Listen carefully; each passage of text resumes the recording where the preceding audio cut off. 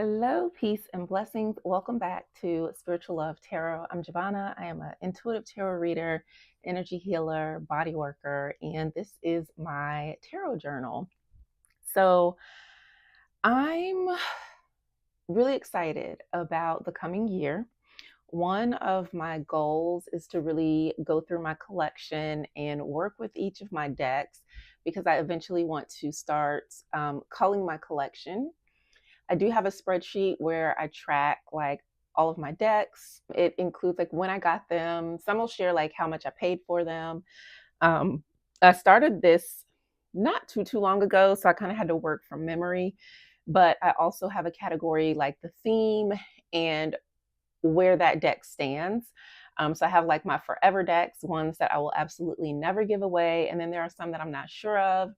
But I really hadn't got a chance to work with all of my cards. And so part of this channel is to give me space to really do that, to dive into my collection, to talk about my decks and just all the other divinatory things that I love. And I'm really excited about that. So I did actually start working with the Mythical Goddess Tarot deck again. This one called out to me, and so I've been using it pretty much daily. Also, I've got the Sacred Creators Oracle that I always work with. This deck is phenomenal. The Antique Blacks Root Workers Tarot. It's such a beautiful deck. And of course, never too far away is the Biblical Tarot, another deck that I really enjoy and treasure.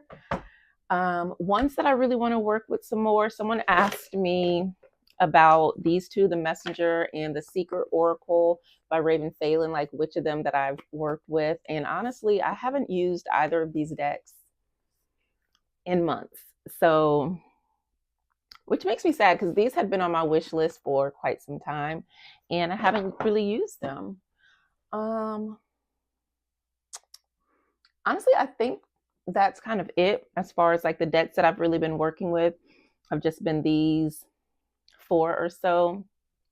And then one day I was going through, so in these baskets, I have decks that are in cloth bags for whatever reason. So I'm like, there are so many decks that I really want to work with so that I can get to know them and get to use them. So what better way to do that? What I decided is I really would like to do in-depth studies of each deck, like going through the deck, working with the deck for, a set amount of time, really learning and understanding and working with it.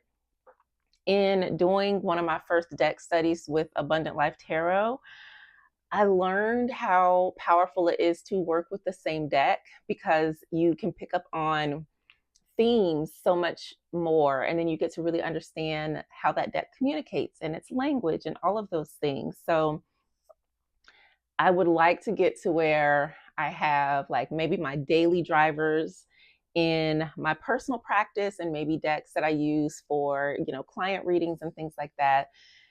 So this is going to be, an exploration of my tarot collection, a deepening of my knowledge, and just kind of refreshing and rebooting. So I've been carving out time and space where I'm able to sit down, record, and work with my cards, and then get to share that here. So I'm really, really excited. I did a video about the Antique Blacks Root Workers Tarot, but I don't think I ever published it.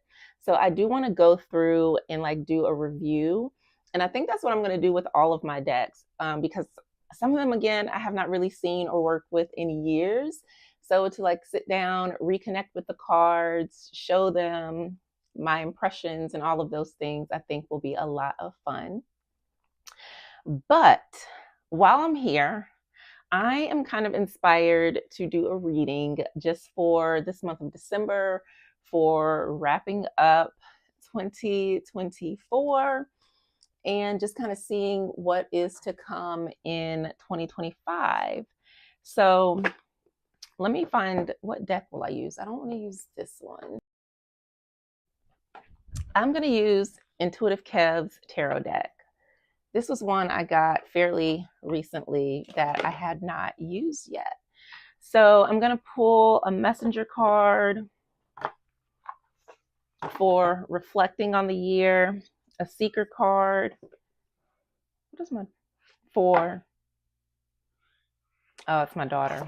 And then a seeker card for the coming year. All right. Oh. And I did think, like, when I think I'm going to combine these together into one deck. I don't know which is which now. Hold on. I think this is the seeker deck. Okay. So as we reflect for the collective, the year 2024,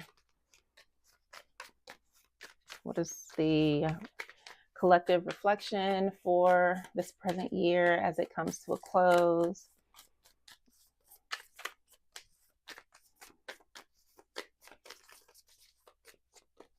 The first time I did a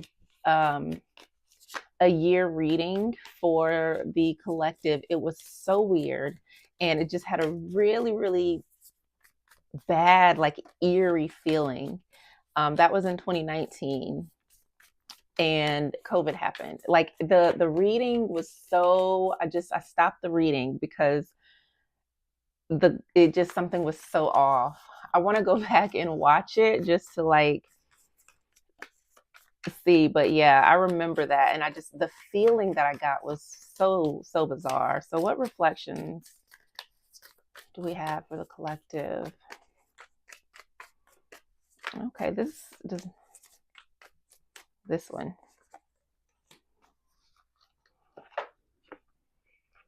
Ooh. And as we look forward into 2025, what guidance do we have for the coming year, 2025, for the collective? What guidance do we have for the coming year? This one. I love it. Okay. So the reflections, what we have is see the signs. And I think this is really beautiful because I know for me personally, there were indeed a lot of signs, a lot of symbols, and different things to confirm, and even, messages that I received to really help me along my path. And so as I'm looking at this figure who is kind of like a tree, and then you've got the animal spirits surrounding them, it's almost like seeing yourself as your higher self, your soul self, seeing the essence of who you are. Maybe even taking time to, like, really connect with the different animals that have crossed your paths, the different things that maybe you have seen in nature. Did you connect with nature? Really paying attention to the different signs, cycles, and different seasons in your life, because I think that they had a lot of wisdom and guidance for you.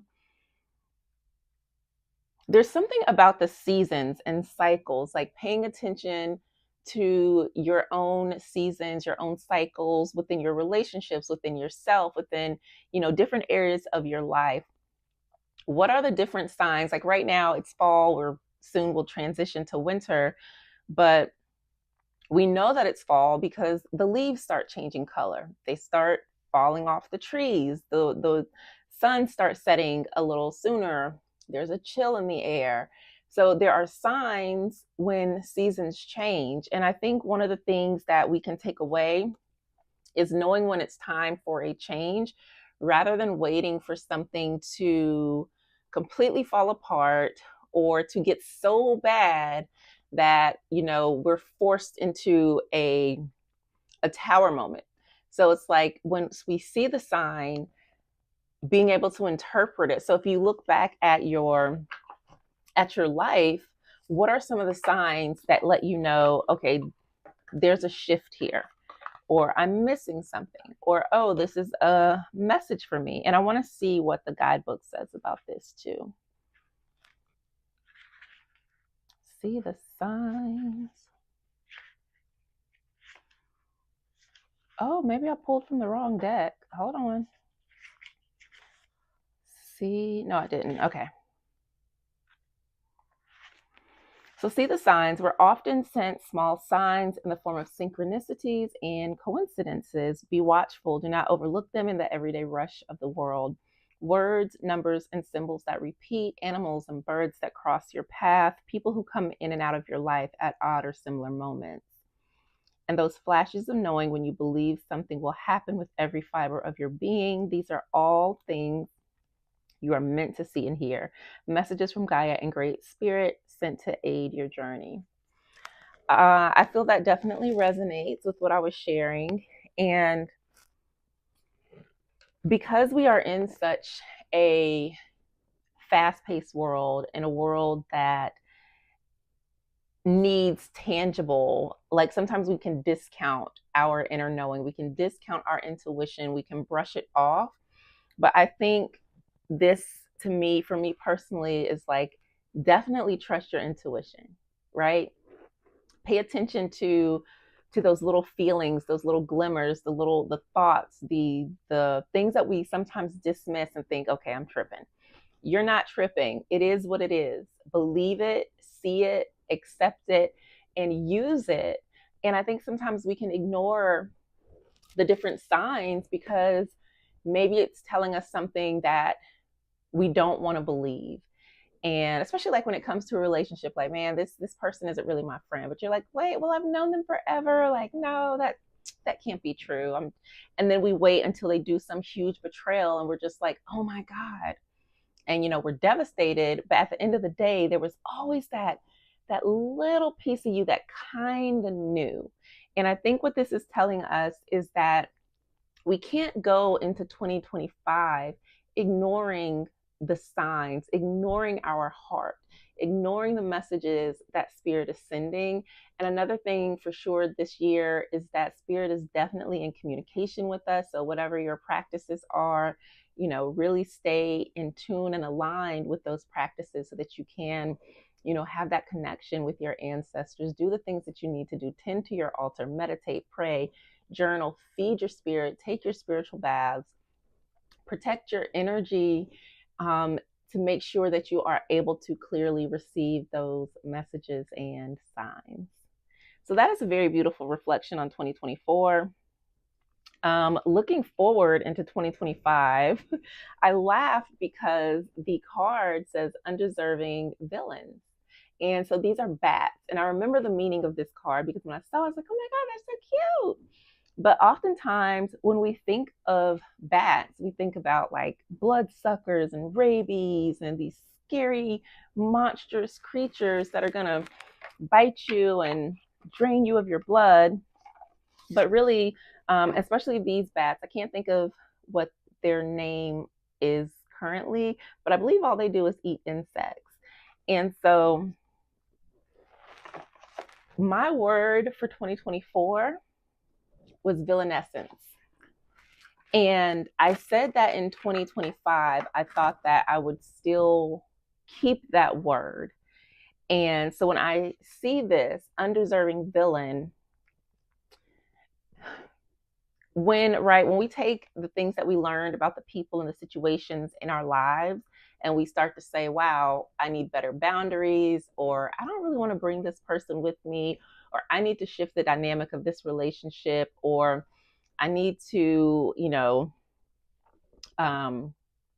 value my time more and spend it less with other people so that I can focus on my goals, focus on my business.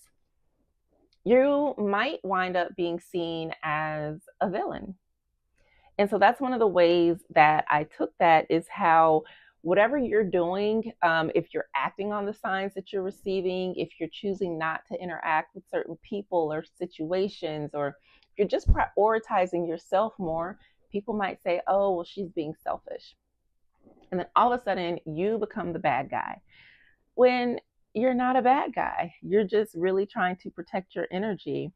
And so there's a lot here. I'm not going to read all of it. But it says, gentle bat knows what it's like to be the undeserving villain. Prey to the fears of others. right? So it could be that whatever you're doing, people might be like, oh, you think you're better than me, or oh, you're too good. Not necessarily, but I'm just focused on what is right and true and important to me.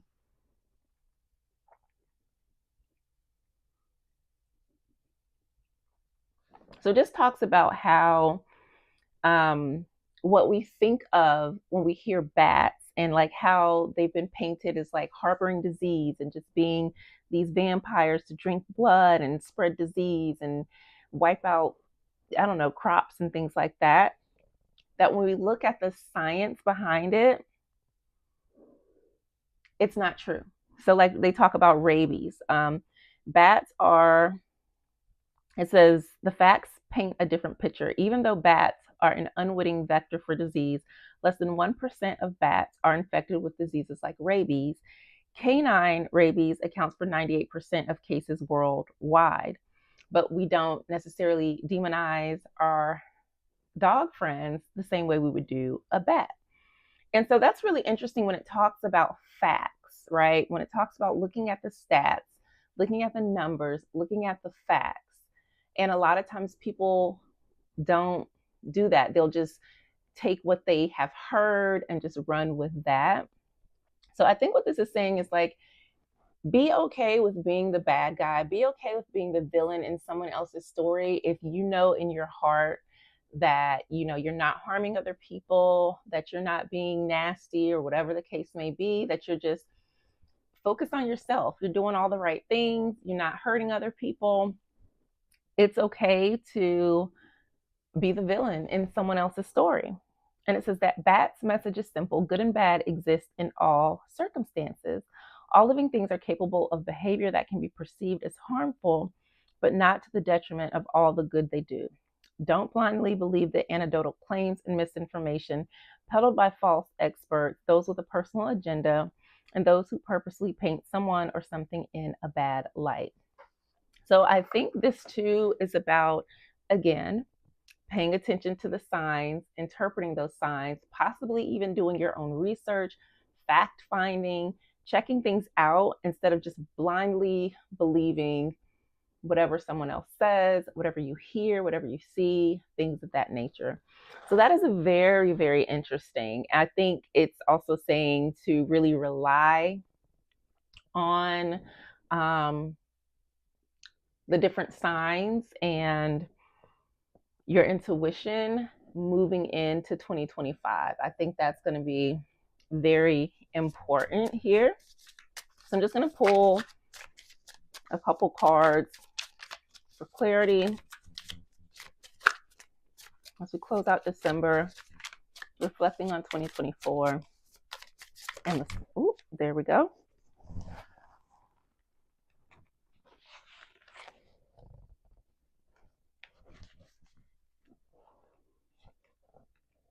Ooh. So I got 8 of Swords and 6 of Cups as far as like reflection. And I really feel like that's what this is. When I look at this 8 of Swords, I don't feel like this energy is trapped or stuck. It almost feels like protection ritual in a sense. Like right now, I'm going to be very mindful about what I'm taking in as this year comes to a close. I'm going to reflect on the things that filled my cup, that served me well, take lessons from the things that maybe did not.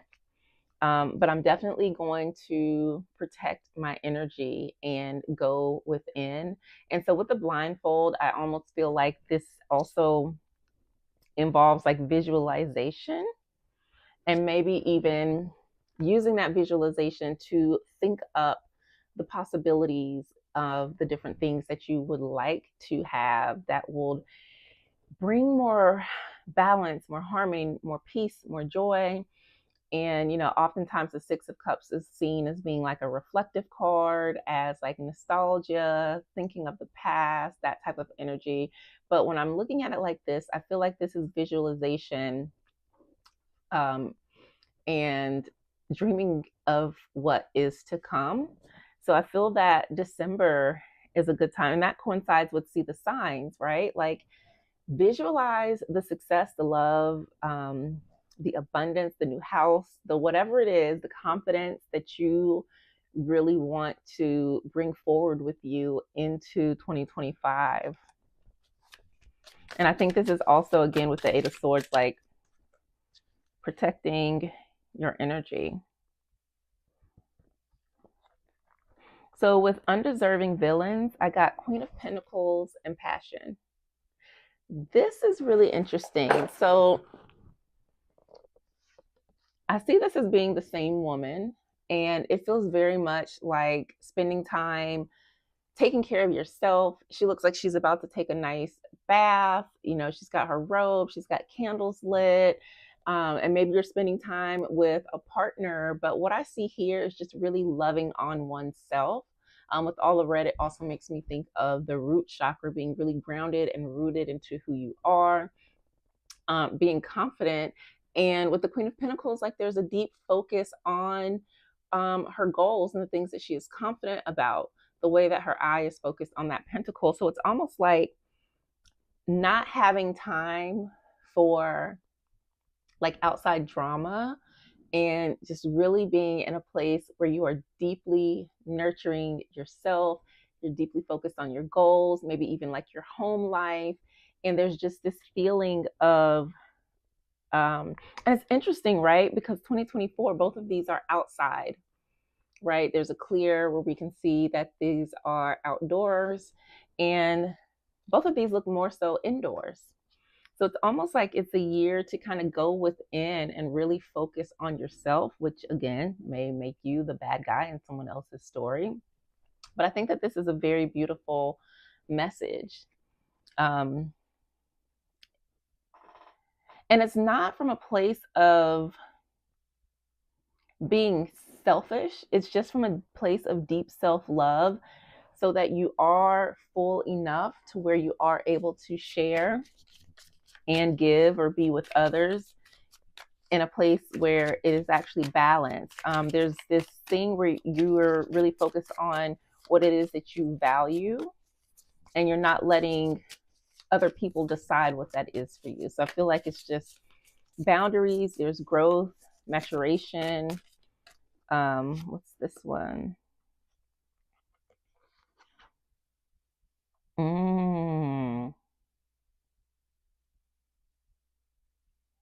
So we got 10 of Wands and the Lovers.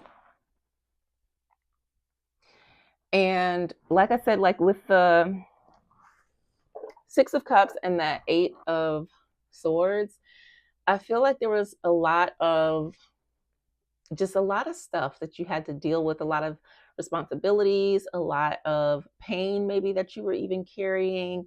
This could also be confusion, not having everything that you need to really move forward. And so this is where I feel like this energy of like really like locking in and like visualizing, coming from a place of love into what it is that you want. So I feel like this energy where you're feeling overwhelmed, maybe feeling even alone, it's going to shift. With the Lovers, yes, that can be relationships, but this can also be like alignment within yourself, really connecting into what is important to you. And we do have Passion with the Lovers, so it's possible that maybe there is a leveling up and you're stepping into your, your boss energy, and maybe you do attract an aligned partner, someone that's very passionate about you. But I really feel like this is more so an evolution of self, where you're coming out of this place where you're feeling overwhelmed and alone and having to bear it all. And maybe now you feel like you have support, whether that is through community, whether that's through your spiritual team, whether that is just you loving on yourself in a deeper way to where you're able to give yourself that inner discipline and motivation and inspiration so that you can move forward and see your dreams fulfilled in the coming year. So this was a very interesting read. This was a lot of fun because it's been a little minute since I've gotten to sit and do a read. So I'm grateful. But I love these cards. Very beautiful decks. And yeah, thank you for tuning in. I'm really excited. I have a lot of decks that I can share with you. So I plan on sitting down to record at least once a week and share my decks, maybe some readings, do some deck studies. I've got some tarot books that I want to read and talk about, and just so many things. I've been working on my blog site, which is spirituallovetarot.com, and we'll be adding things there as well. So thank you for tuning in. I hope that you enjoyed this December reflection and forecasting reading, and I look forward to seeing you again soon.